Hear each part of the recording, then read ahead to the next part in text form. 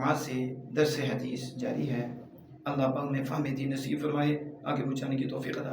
शेख अब्दुल हक मुतसिद्दीक़ रहमतुल्लाह अलैह एक अमल की मुतअद्दिद नियत पे गुफ्तगू करते हुए सातवीं नियत बता रहे हैं।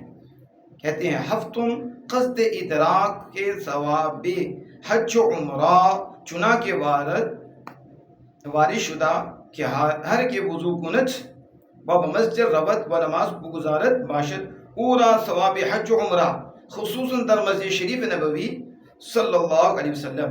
आप फरमाते हैं कि हज उम्रा के सवाब पाने की नीयत करें, इरादा करें कि मैं मस्जिद में जाकर बैठूंगा अल्लाह के घर में तो मुझे हज उम्रे का सवाब मिलेगा।